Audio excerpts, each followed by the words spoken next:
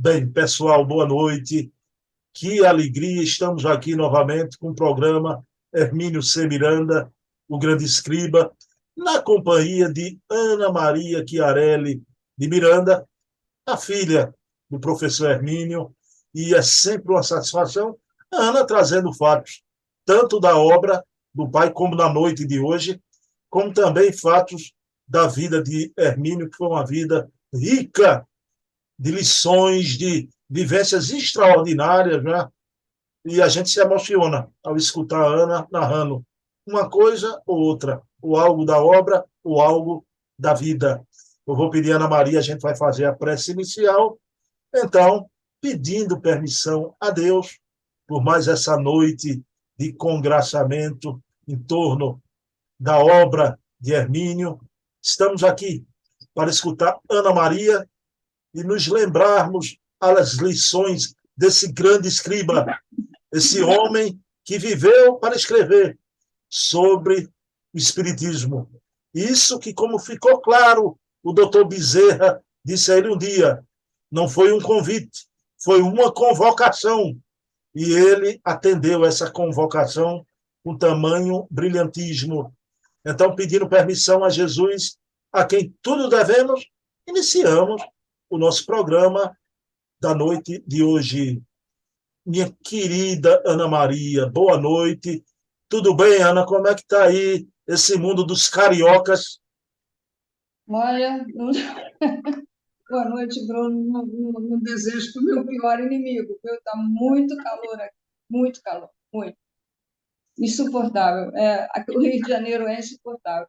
E eu moro numa área relativamente aberta, né, que é Jacarepaguá, mas o calor é insuportável. Mas paciência, é de Deus também, né? Impressionante, né, Ana? No espaço curto de tempo que a gente vem gravando, a gente já pegou chuva forte aí no Rio, né? E agora o calor, né? Muda tudo de uma hora para outra, né? E o inverno também muito forte, foi um inverno muito forte, o Ana inverno. Maria, rapidamente, eu queria comentar uma coisa para você que tem sido um motivo de muita satisfação para o meu coração, né? Ana, o programa da gente acaba, o que é que acontece? Eu começo a receber, o programa acaba para a Bruna e Ana Maria, viu? Mas o pessoal que nos assiste vão pesquisar. Aí, um abraço para minha querida amiga Karina Mulatinho, né? Me mandando fotos da escultura de Praxístenes já. Então, eu fiquei maravilhado. E veio um historiador, amigo do Orson Peter Carrara, querendo saber algo, se tem alguma biografia do Hermínio. Quer dizer, o programa acaba para a gente, Ana, né? Isso continua uma repercussão e eu quero dar um abraço que eu não dei no programa passado, né? Nessa colaboração de documentos que enviaram para a Ana, não apenas a Karina Mulatinho, mas a querida e grande pesquisadora do Espiritismo, Luciana Farias, essa baiana que está em Brasília. Luciana, que satisfação esse contato seu com a Ana Maria, né?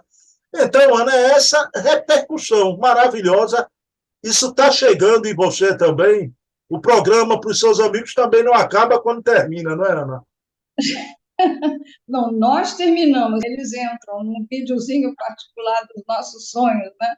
Maravilha, eu estou muito contente, Bruno. Eu não me julgo à altura de fazer esse programa, mas eu estou fazendo o que eu posso e eu estou tendo uma resposta muito interessante. As pessoas estão assim vibrando com as coisas, né? Sentindo aquelas coisas que elas não conheciam sobre o papai, que só mesmo a gente da família que conhece.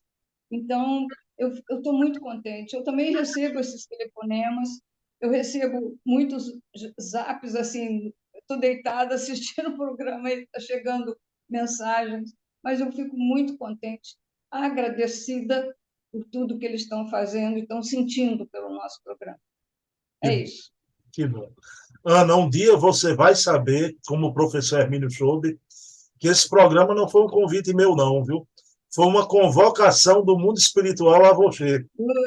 Um dia você vai saber disso. Mas, Ana Maria, vamos trabalhar? Vamos, Vamos mãos à lá, obra. Ana, vamos vamos. lá. Você se lembra que no programa lá atrás, né, primeiro programa, né, você contou um caso maravilhoso que se encontra na obra Nossos Filhos São Espíritos. Né? Ana, o caso daquele menininho genial e que o futuro comprovou a genialidade percebida pelo professor Hermínio. Né? Aquele menininho que vai ser um grande tradutor, ganhar 3 prêmios Jabutis, né? E ele realmente se tornou um grande gênio. Ainda vive e você, muito acertadamente, não quis falar o nome do menino. Muito acertadamente, e hoje, um homem adulto. Né? Mas, Ana Maria, o espírito Hans, quando orienta Hermínio a escrever a obra Nossos Filhos São Espíritos, né? Ele, além do pedido, ele salientou com Hermínio que Hermínio escrevesse sobre casos reais, né? Não sobre ficção.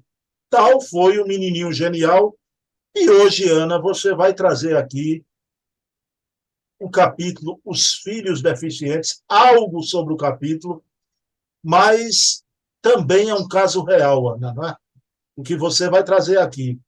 Ana, quando vem um menininho feito um grande gênio, a criancinha genial que ganhou 3 prêmios Jabutis, ou um gênio em outra área, os pais ficam maravilhados, né? Quando vê uma criança linda, talentosa, não é? Amorosa. Então é um encanto da vida. Agora, a gente tem que saber que as leis maiores da existência às vezes facultam que o outro lado da moeda se apresente. Nasce um filhinho deficiente ou com problemas morais, de deseducação, às vezes milenar, né? Ou até com problema de doenças físicas, né? Doenças de nascença. Não é? Então, isso é uma verdadeira lição. Eu acho que o que você vai trazer aqui hoje, Ana, está embutido nesse caso a lei da reencarnação, da imortalidade, a lei do perdão, até no campo moral, não é? Do perdão, da convivência, da aceitação dos desígnios de Deus, porque esse filho não vem com o endereço errado. E vou agora passar a palavra para Ana Maria para você discorrer, Ana, esse caso, que é um caso real e que é, tanto quanto o outro do menininho genial, é uma grande lição de vida, quiçá até mais que o primeiro caso, né? pelo, paroxismo, pelo paroxismo da dor que se apresenta aí. Não é? Ana, por favor, você podia contar essa história para a gente? Eu conto essa história, Bruno, com muito prazer e muita tristeza também. É uma coisa muito bonita e muito triste ao mesmo tempo, que trata-se de filhos deficientes. E como o Hans falou para o papai, só tem uma condição para você escrever esse livro, né? Que as histórias sejam reais, verdadeiras e que você conte direitinho, né? Então, o papai seguiu a risca e demorou um pouco de tempo, porque teve que juntar as histórias todas para contar, né? E eu participei, como eu disse para vocês, de 2 delas, que foi a do menino brilhante, que eu conhecia a família, meu marido e eu conhecíamos a família, e dessa história aqui eu conheci um personagem, que foi a avó. Não tinha muita ligação com ela, mas eu a conhecia, ela sabia que eu era filha do Hermínio, eu a conhecia. Bom, então foi o seguinte, nós temos aqui nesse caso 3 personagens muito importantes. O avô era uma família. Tinha o pai, a mãe, que é essa senhora que eu conhecia, tiveram um casal de filhos, uma menina, uma moça e um rapaz. A moça, muito bonita, muito inteligente, muito culta, se formou e se apaixonou por um rapaz também muito bom. O casal gostou muito deles, muito justo, muito honesto, muito bom, muito tudo. E eles se casaram e foram morar, eu acho que em Minas Gerais, se não me falha a memória, onde o rapaz tinha uma propriedade rural, tipo uma fazenda.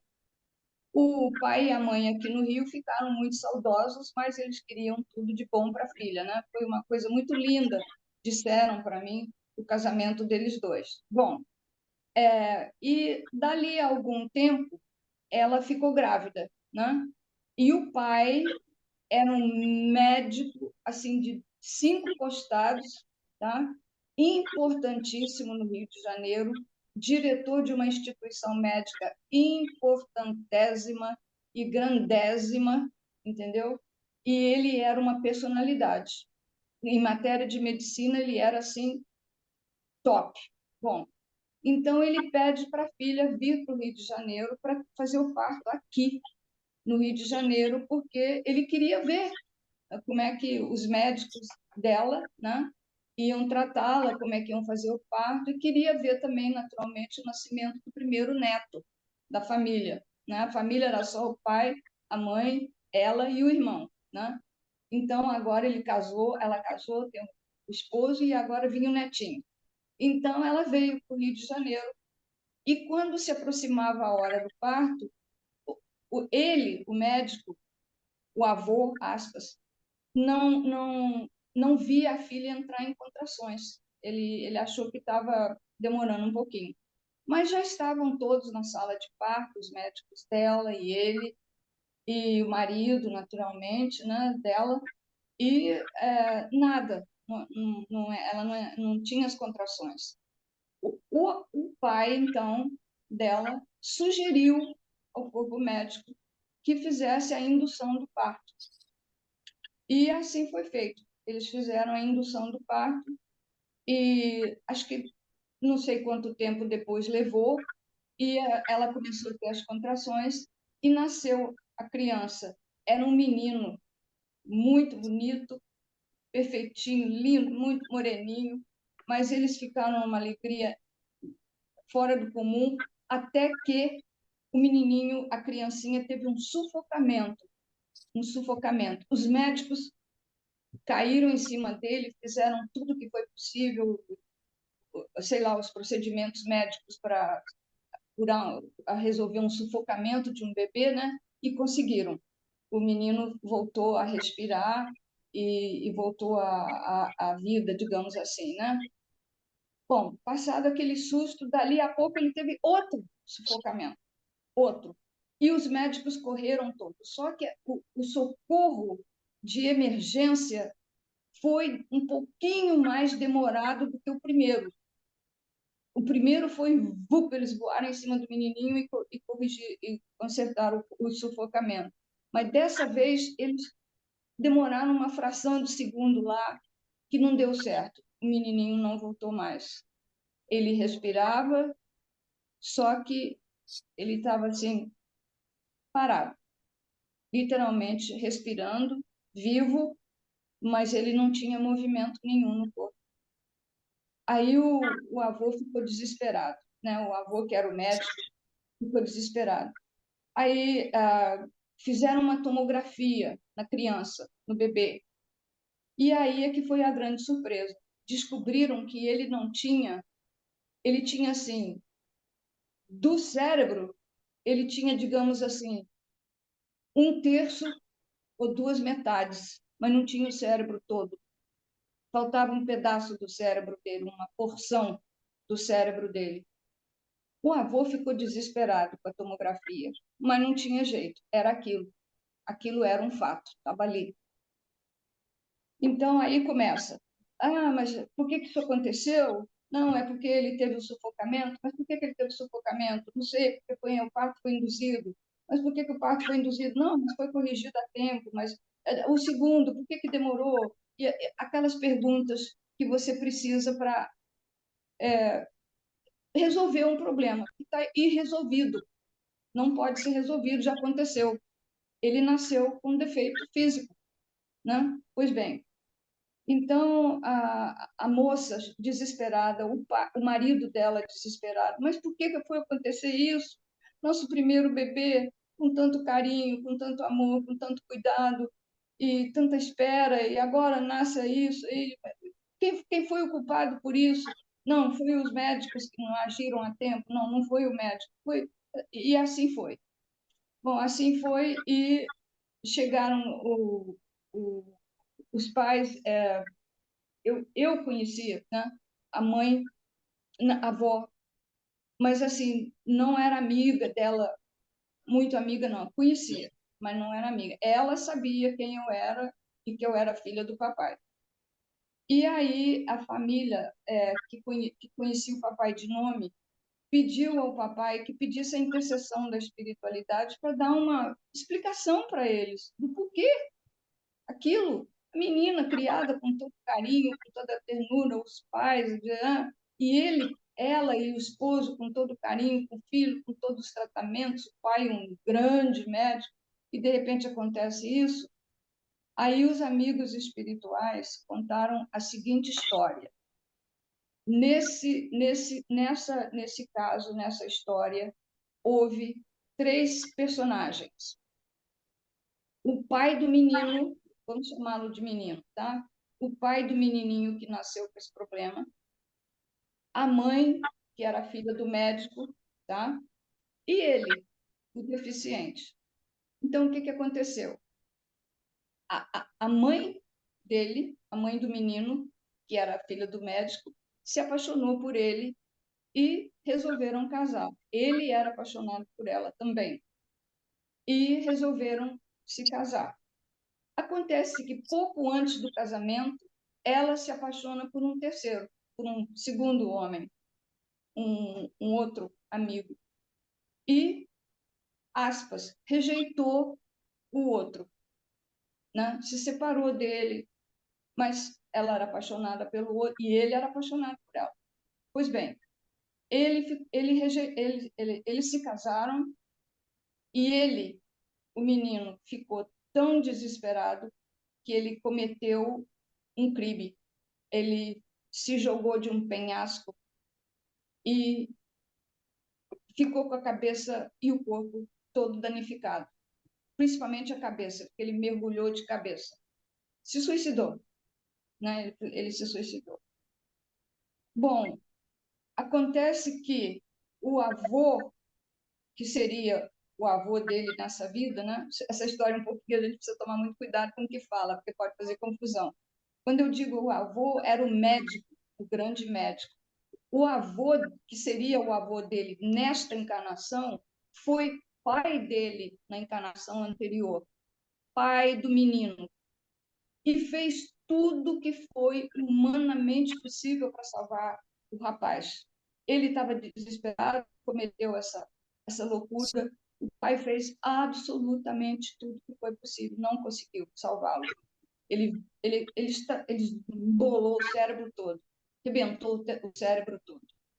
Bom, então, o que aconteceu? Na espiritualidade, os três, a moça, o rejeitado e o marido dela, resolveram se unir de novo para voltar numa outra encarnação, eles dois casados, para receber o filho, o rapazinho que machucou a cabeça, para recebê-lo como filho, para cuidar dele. Resolveram isso na espiritualidade, numa outra existência, qualquer coisa, né? Marcaram isso. E efetivamente voltaram. A moça veio, casou com ex-namorado, ex-noivo, e deixou, e o ex-rejeitado, né, nasceu como filho deles. Só que ele tinha, ele tinha cometido um ato alucinante, né? E ele teria que acertar as contas com a lei espiritual. Não havia que se culpar ninguém. Não foram os médicos, não foi a indução do parto, não foi o socorro que chegou atrasado para o sepultamento, não foi nada disso. Bom, nessa altura do campeonato, o papai foi no hospital e conheceu o menino. Foi lá, conheceu o menino, aqui no Rio de Janeiro, e conheceu a mãe dele, a mãe do menino, e o pai. E ele ficou muito impressionado com o amor que ele sentiu, o papai sentiu no rapaz, que era o pai do menino, pelo menino. O menino ele não tinha movimentos. Parece que a única coisa que ele tinha na realidade era alguma movimentação das pálpebras. dava para ver a cor dos olhos dele, mas ele era completamente inerte. Eu não sei como que ele se alimentava, nem nada, porque ele viveu até os 7 anos de idade. E nesse período aconteceu muita coisa. Bom, então o papai foi visitá-lo e ficou muito impressionado com o rapaz. Ele achou o rapaz muito bom. O rapaz não teve culpa da moça gostar dele e nem de ela se separar do outro, né? Apenas entrou na história. Bom, aí aconteceu o inesperado. Depois que o papai tinha ido no hospital, o papai começou a orar muito por ele e pedir a Deus que, né, ajudasse de alguma forma a família que estava desesperada. Aconteceu de a espiritualidade marcou uma entrevista com o menino, porque fora do corpo inútil, a mente dele estava funcionando perfeitamente bem. A mente dele, espiritual, né? A espiritualidade conversou com ele. Qual foi a primeira coisa que o menino disse para a espiritualidade? Ele disse que reconhecimento, ele demonstrou reconhecimento e a gratidão por tudo que todo mundo fez quando ele nasceu, mas que infelizmente não tinha resultado numa coisa positiva, né? Primeira coisa, ele agradeceu e reconheceu. Olha as coisas que o espiritismo e a espiritualidade ensinam. Pois bem, ele lamentava ter causado essa tristeza aos pais, aos avós, né? E pedia a eles que tratassem ele com naturalidade, porque preso àquele corpo dele, ele se sentia só. Então pedia aos pais, aos avós que, estando em volta dele, conversassem com ele, contassem as coisas para ele, porque ele não podia responder, mas ele ouvia e entendia tudo que eles falavam. Olha que é bonito isso, né? É uma coisa, é lindo. Eu acho isso aqui lindo. Bom, e que ele queria participar da vida da família também. Ele queria participar da vida da família e o único jeito era assim, se eles contassem as coisas para ele. E ajudava também ele na solidão, porque naquele corpo inerte ele tinha vida, uma vida, né, espiritual. Bom, e então aí o papai diz que vem as perguntas. Então, como é que foi? Volta aquela história. Foi o sufocamento? Não. Não foi nada disso, não. Depois de algum tempo que isso ocorreu, que o papai foi lá visitá-lo e que ele pediu essas coisas para a espiritualidade através do papai e a espiritualidade começou a agir, papai soube que ele tinha falecido. O menininho tinha falecido com 7 anos de idade. E papai dizia que orava por ele todos os dias e perguntou no livro, ele pergunta aos leitores, e que lição a gente tira disso tudo? Que lição fica deste capítulo desse livro, né? Então, ele diz assim, eu vou ler para vocês o que ele fala. Simples de entender e reconhecidamente difícil de pôr em prática, a de que filhos deficientes são também filhos de Deus, como nós. Pessoas das quais nos desviamos ou desavimos no passado e que nos incumbe recuperar para o amor fraterno. Não é fácil, mas é possível, necessário e indispensável. A palavra de ordem aqui é aceitação. Então, é outro princípio da doutrina, aceitação. Depois decorrido algum tempo depois da morte do menino, os espíritos perguntaram para o papai, olha só que coisa inacreditável, perguntaram para o papai se ele teria vontade de conversar com o menino. O papai disse assim, como é que eu vou fugir do convite desses, né? De jeito nenhum. É lógico que ele queria conversar com o menino. O menino já estava na espiritualidade. Foi algum tempo depois. O médium trouxe esse recado para o papai. O papai disse: só se for agora, né? Então, terminada a sessão dele na casa dele, mediúnica, daquele dia, ele aguardou um pouco, ficou orando, e daqui a pouco o menino chegou até o médium. E papai deu as boas-vindas para ele. E qual foi a primeira palavra do menino? Mais uma vez, muita gratidão por tudo que tinham feito, sem êxito, tá bom? Ele entendia, mas que ele estava em paz. Ele, menino, estava em paz, tanto quanto podia, porque ele ainda estava preso a algumas coisas da vida dele, dessa encarnação, né? Quando ele tinha morrido. Mas que ele ia chegar lá, um ponto ideal. Bom, e que ele lamentava muito o suicídio desastroso, foi como ele classificou, que ele chamou de um gesto de rebeldia com trágicas consequências. Ele falou isso para o papai. E o papai disse que, escolhendo muito as suas palavras, ele falou para o papai que ele foi vitimado por uma pesada dose de ódio. Outra palavra que a gente tem que prestar atenção. Mas ódio por quem? Pela mãe dele, que tinha abandonado ele naquela outra encarnação para casar com outro. Ele tinha desenvolvido um ódio pela mãe. Então, principalmente por ela, que tinha traído ele. Então, isso foi porque ele foi informado pela espiritualidade. Olha, você vê como é que são as coisas.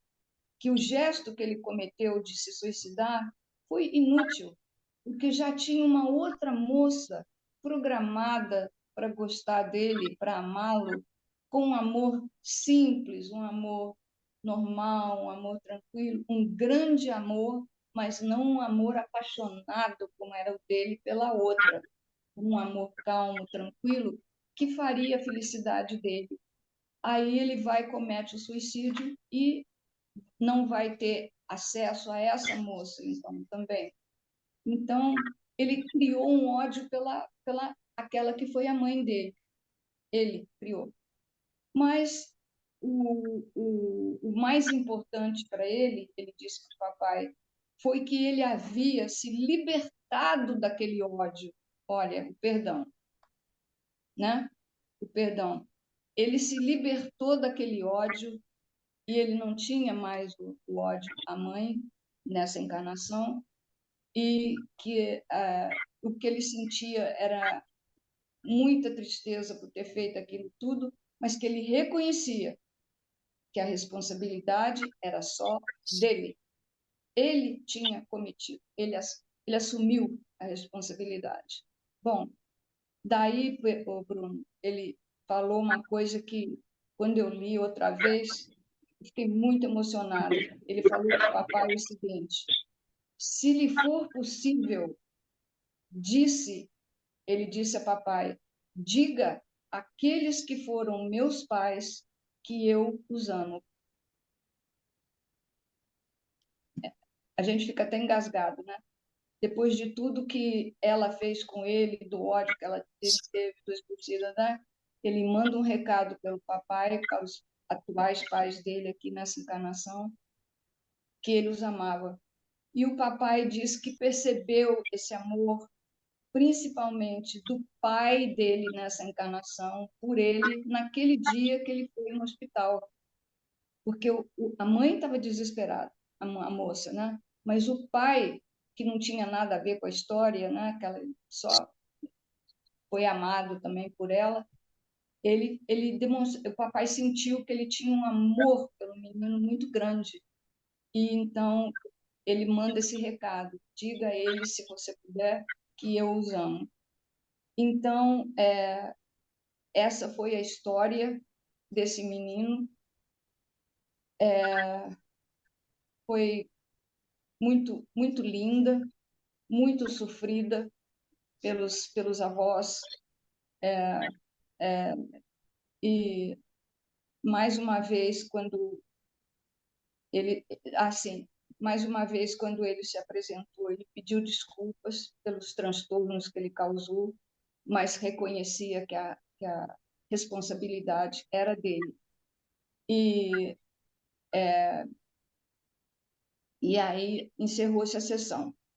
O médium do papai, depois que o rapaz se retirou, chegou para o papai e disse: olha, ele é um rapaz maravilhoso, um belo jovem, tranquilo, esperançoso de recomeçar a vida do ponto em que ela foi transformada com aquele desastre todo. Então, o papai ficou muito sensibilizado e essa foi a história da criança deficiente. Mas o importante é ver quantas coisas foram abordadas aqui e, principalmente, ele assumir a responsabilidade. Os pais aceitaram ele. Eu soube depois. Faziam festinha de aniversário para ele, seguindo aquela história. Conversem comigo, porque num corpo desses eu não posso me manifestar, mas eu entendo tudo que vocês falam. Então, eles faziam festinha de aniversário para ele, cantava parabéns o avô, a avó, a mãe, o pai e as outras pessoas que eram da conhecimento da família. Foi uma coisa assim muito linda. E depois que ele morreu, eu que não tinha nada a ver com a história, eu só era filha do Emílio, né? Aspas, fiquei muito emocionada, porque o avô, o senhor, que era o pai da moça, quer dizer, avô dele, sabia que nós tínhamos acabado de comprar essa casa, meu marido e eu. E é uma casa, né? Em Jacarepaguá. E o avô dele criava cachorros, pastores alemães. Sabendo que nós tínhamos comprado uma casa, ele mandou de presente para mim um filhote de pastor alemão. Quando o Odaí chegou com o cachorro de noite, eu falei assim: Odaí, mas você não trouxe o cachorrinho? Ele falou: Ana, ele está aí atrás. Ele tinha um Opala, um carro grande assim, e ele dirigindo e botou o cachorrinho atrás, né? O filhotinho. E eu olhei assim, não vi nada, porque o cachorrinho era preto, estava tudo escuro, era de noite. Aí eu comecei a ficar nervosa, porque ele não tinha trazido. Aí o Odaí saiu do carro, pegou ele e me deu no colo. Olha, aquele cachorrinho foi assim o início da minha paixão pelos animais. Foi o Fly. O Fly foi um cachorrinho que recebeu esse nome para homenagear um cachorrinho que tinha sido do avô do Daí. O Fly viveu 7 anos e meio, igual o menino, mesmo tempo que o menino viveu, 7 anos e meio, e foi assim a nossa paixão. Então, Bruno, essa é a história, tá Ô, bom? Ana, queria lhe fazer uma pergunta. Você conheceu o avô e a avó, né? Agora, só um detalhe, eu também adoro cachorro e meu cachorro é um pastor alemão também, viu? Oh, Luiz Ruben, tamo junto nessa. estamos juntos. Ana, deixa eu lhe perguntar uma coisa, né? O Chico Xavier diz uma coisa muito linda, né? Que todo pai, toda mãe de crianças com deficiência, né, são vistos ante a espiritualidade como verdadeiros heróis, que foram preparados para receber essa criancinha, não é?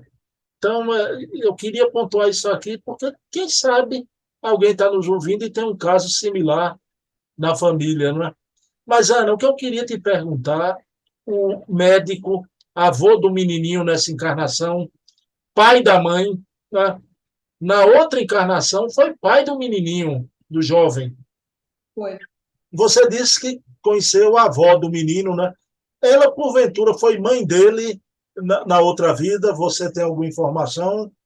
Não, eu não Não tenho tem. essa informação. Ok. Não, sobre ela eu não tenho nenhuma informação, só tenho sobre o pai. O avô nunca se recuperou desse problema. Por quê? Veja bem, na cabeça dele, no espírito dele, ele não conseguiu salvar o filho e não conseguiu salvar o neto. Perfeito. E ele simplesmente, assim, sabe uma vela que se apaga devagarinho? Ele ficou transtornado. Ela era uma mulher, a esposa dele, a avó do menino, era uma pessoa forte, ela ainda conseguiu, mas ele não conseguiu se recuperar. Ele, eu acho que vieram aquelas duas encarnações na cabeça dele, né? Sei lá, e ele não, ele se sentia inútil, não ter conseguido salvar o filho quando ele caiu no penhasco e depois não conseguiu salvar o neto. E ainda preocupado que se foi ele que mandou induzir o parto que resultou nisso tudo. Não foi. Aquilo já estava programado. O casal jovem combinou entre si, naquela encarnação na espiritualidade, a voltar para aquele mesmo circuito de marido, esposa e filho, para trazer o menino de volta e criá-lo com todo amor. Mas aconteceu essas coisas, o sufocamento e tal, mas não era nada disso, foi apenas pelo que ele causou com o suicídio. Ana, então fica essa lição, uma odisseia de duas vidas, mas todos aqueles envolvidos na odisseia tinham uma participação no passado, um vínculo com essa criancinha. Isso é a beleza, a bênção da reencarnação. E o valor da narrativa da Ana, do depoimento de Ana, é que leiam o livro Nossos Filhos São Espíritos. Por quê? Porque o Hans orientou Hermínio que a obra se baseasse em casos reais. Ana, e o simples fato de você dizer que foi amiga da avó do menininho, né? Então, você se emocionou quando ele desencarnou. Isso aproxima muito, né, quem nos assiste, mais ainda da obra de Hermínio, né? Porque a obra de Hermínio é uma obra baseada na vida, né? Não é uma obra ficcional, né? Então, está aí o valor de tudo que Hermínio fez, né? Tanto com a criança genial, naquele primeiro programa que a gente fez, como hoje, né? Essa criança que merece também o nosso respeito, e hoje esse jovem aí equilibrado, né? Partindo para novos rumos já da sua evolução espiritual. Ana, namastê, brigadão por tudo que você nos trouxe, e a prece final é com você, minha amiga. Meu Deus, meu Jesus, nós agradecemos por mais essa oportunidade de estarmos juntos, o Bruno e eu e nossos espectadores, digamos assim, para contar esses casos tão pegados, tão chegados ao seu coração, meu Deus. Permita que a gente consiga passar as informações do jeito que elas aconteceram, nos emocionarmos com as consequências e pedir ao Senhor que cada vez oriente mais as pessoas para não fazerem determinadas coisas, pensarem muito bem antes de fazer determinadas coisas. Muito obrigada pelo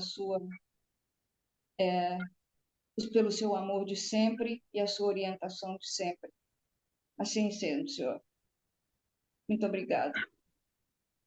Bem, pessoal, então, encontro marcado, próxima terça, sempre às 20 horas, eu e Ana Maria trazendo as belezas já que vem da mente e da pena desse grande escriba, Hermínio C. Miranda. Eu queria dedicar esse programa de hoje a essa alma que eu amo há várias reencarnações, e nessa encarnação amei mais ainda, e amo você, minha mãe, Eva Tavares, um beijo na alma.